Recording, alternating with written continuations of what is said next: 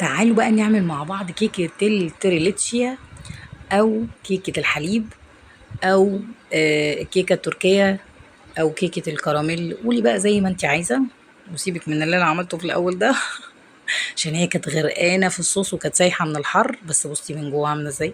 بصي الصوص واصل لحد فين أصلا. خطيرة خطيرة خطيرة. روعة. دوقي دوقي معايا كده، تخيلي الطعم. فظيعة بجد، لازم تجربوها يا بنات. حلوة قوي وسهلة جدا جدا جدا. أول حاجة هنجيب الخلاط، شفتوا هي هشة ازاي، وهننزل فيه بأربع بيضات بدرجة حرارة الغرفة، وهننزل عليهم كمان بكيسين من الفانيليا أو معلقة صغيرة من الفانيليا، وهننزل عليهم بكوبايه من السكر. والكوبايه دي هنعاير بيها اي حاجه احنا هنستخدمها. تمام. انا هنا مش هقول لك مقادير بالجرامات، انا هقولها لك هنا بالكوبايه. تمام. انتي ممكن تعملي الكيكه اللي تعجبك او تعتمدي الطريقه بتاعتك، بس انا هنا بقول لك دي كيكه انا عاملاها بدل الكيكه الاسفنجيه. هي المفروض بتعمل بكيكه اسفنجيه، فعلشان اسهل عليكي الموضوع انا عملتها كده. المهم ضفت عليها بعد كده كمان نص كوباية زيت نباتي أي نوع، سواء عباد شمس أو زيت ذرة. المهم يكون زيت ريحته طيبة. تمام. هنضرب حوالي 3 دقايق كده لحد لما القوام يكون فومي وأبيض كده وكريمي وجميل. وهنجيب 3 كوبايات من الدقيق بنفس الكوباية المعيارية اللي احنا عايرنا بيها السكر. تمام. والسكر هنا كان حسب الرغبه، عشان بس في ناس بتعترض في الكومنتات وتقول لي ايه ده، لا انت ما قلتيش السكر قد ايه. لا انا ممكن احب كيكه مسكره، انت ما تحبيهاش مسكره، دي حاجه ترجع لك. هنضيف على الدقيق ده كيس كامل من الكيك شيف. تمام. وهنبدا ناخد كوبايه كوبايه ونضربهم. هنضرب الكوبايه دي وما تبالغيش في الضرب، يا دوب يتخلط بس، علشان خاطر ما تخرجيش الهواء اللي احنا دخلناه في الاول. تمام. عشان انا عايزه الكيكه هشه، عشان اي اضافه انا اضيفها عليها تبقى كويسه وتدخل في المسام بتاعتها وتبقى حلوه. هنضيف ادي كوبايه وادي التانية. زي ما قلت لك احنا هنستخدم 3 كوبايات دقيق بالظبط، وعليهم كيس كيك شيف. هقول لك المقادير مره كمان. هنا في اخر كوبايه هنضيف كوبايه الا ربع كده من اللبن. تمام. طيب المقادير هنا يا ست البنات هقول لك عليها تاني وهسيبها لك في صندوق الوصف.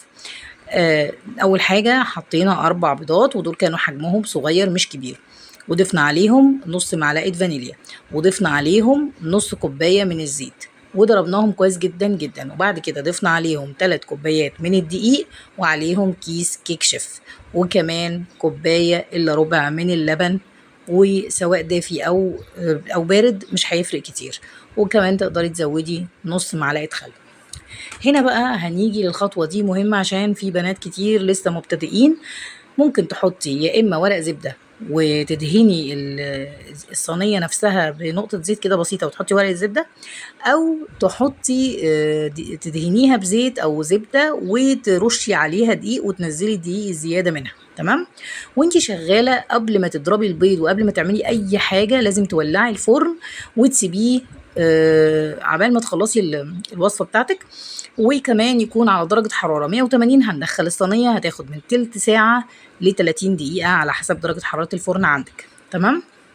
طيب الكريم شانتيه عملته ازاي؟ كوباية مية ساقعة عليها كوباية من الكريم شانتيه الخام. انا هنا مش عايزة الكريمة تكون تقيلة. بعد ما طلعت من الفرن هنسيبها وتبرد خالص تماما تماما، مش عايزاها تبقى سخنة عشان لو حطينا اللبن هتعجن، واللبن يكون ساقع. كوباية لبن ساقعة وهنسقي بيها الكيك بعد ما نقلبها، ولازم نقلبها علشان خاطر اللبن ده يدخل في مسام الكيك وتتشرب كده وتبقى جميلة. ده الكريم شانتيه طبعا ما كانش لحق يجمد شوية كده ويمسك نفسه، بس انا عايزاه سايح كده. طعمها وهي سايح اكتر احلى بكتير من لما يكون الكريم شانتيه مطاطي كده وتقيل. تمام.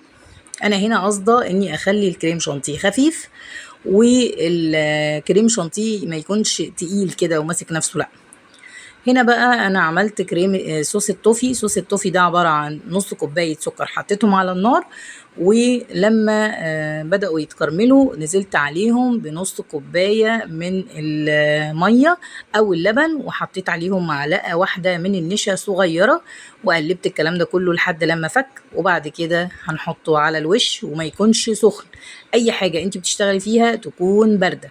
علشان ما تسيحش وتبوظ منك زي ما باظت مني. هنا طبعا انا حاولت اتفزلك كده واعمل الحركات والجرنش، بس طبعا ما جاتش معايا لان كانت الدنيا حر خالص والحاجه كانت سايحه ونايحه. انا عملتها في الشتاء كتير، ما كانتش كده خالص الصراحه. درجه الحراره 50 فهرنهايت تقريبا، مش عارفه ولا ايه. حاولت هنا افتكس فالافتكاسه فشلت، قلت مش مشكله، مش مهم ان يبقى شكلها حلو، هي شكلها حلو وقمر اصلا.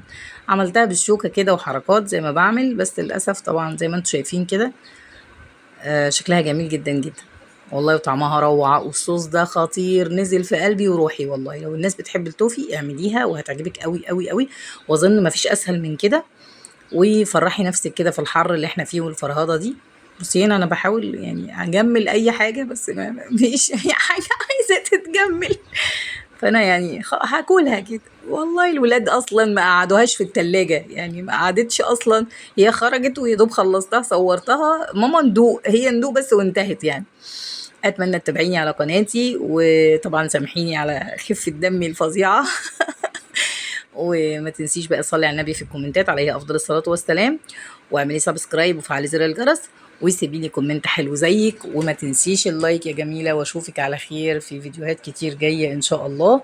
والسلام عليكم ورحمه الله وبركاته، واسيبكم في حفظ الله وفي رعايه الله.